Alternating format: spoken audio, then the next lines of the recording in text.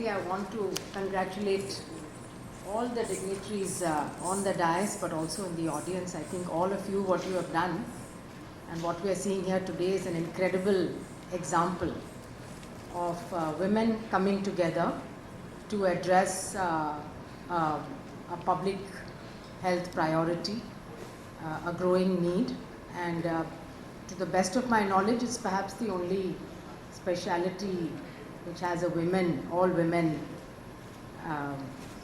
group, and that meets regularly and that's growing from strength to strength. So let's all give a big hand for ourselves, for all of you, that is, and of course for all the pioneers who are sitting here on the dais.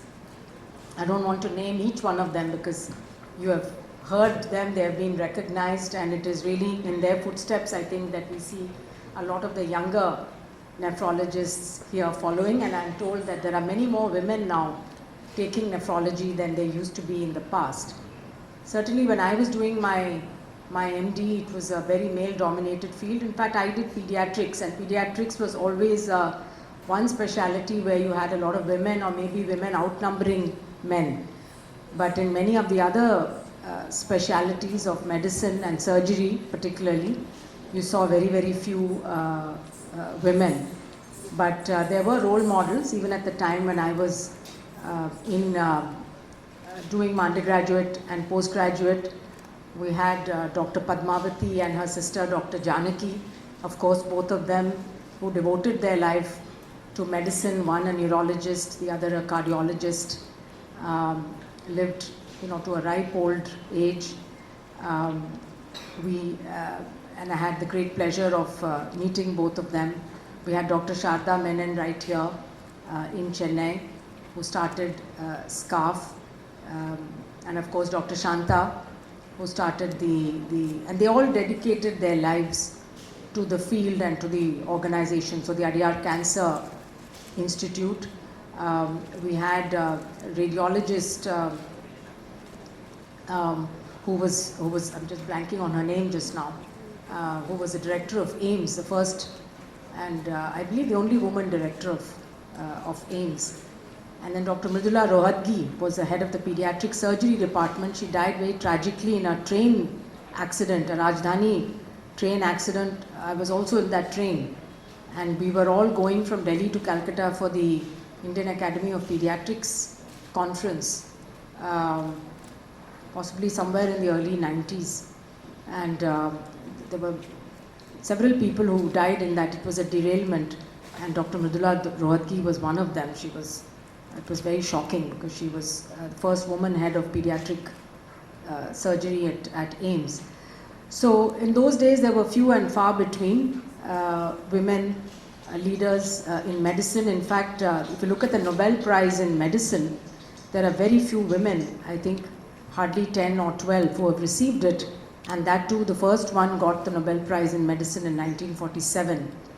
This was Dr. Corey, who described the Corey cycle, the glycolysis cycle in cells. And the latest one, of course, in 2023 was Dr. Katalin Kariko, who received the Nobel Prize for her work on mRNA.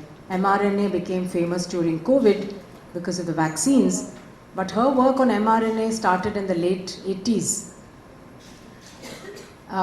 And she worked in universities.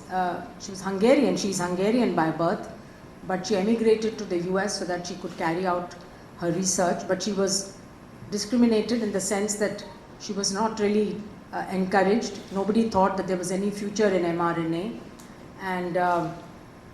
And she also in her autobiography has described all the challenges that she went through, and many of them were related to being a woman, because she also had a male colleague working on mRNA, and while his position was secured by the university, I think it was Philadelphia at that time, but she was constantly being asked to move because she could not bring grants, and her salary was not being supported by the university.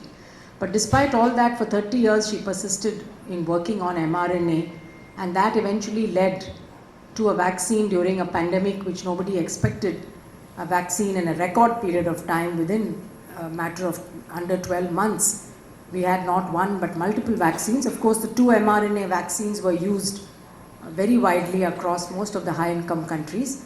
And in the rest of the world, including India, we had other vaccines like the adenovirus vectored vaccines and the killed inactivated vaccine and the other protein subunit vaccines.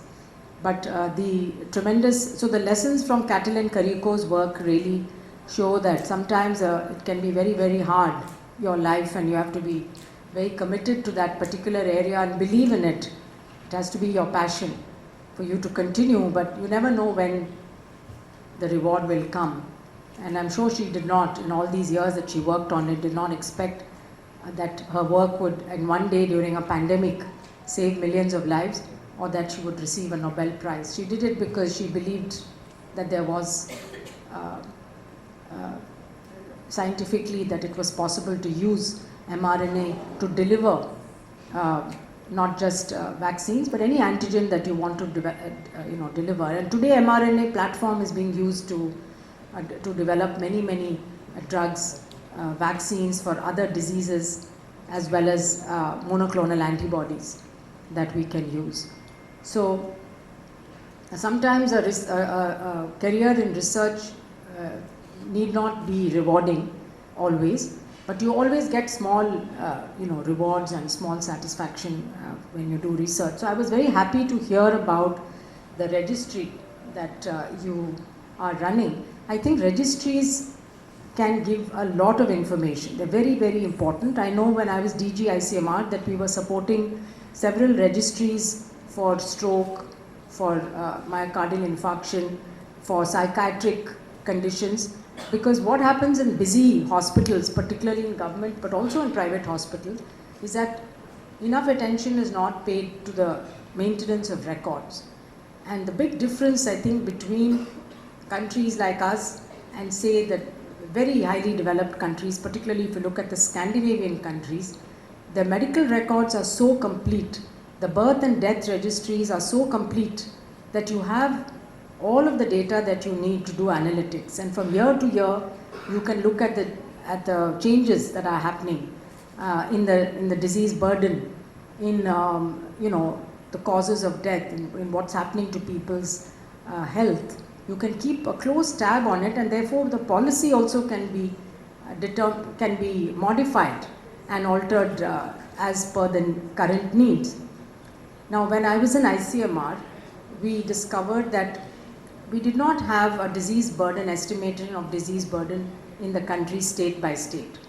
So in 2017, we released, in collaboration with Global Burden of Disease at the University of Washington in Seattle. As you know, the IHME has been doing the GBD work now for over 20 years. A very, very valuable work. A lot of it is based on modeling where there's no data.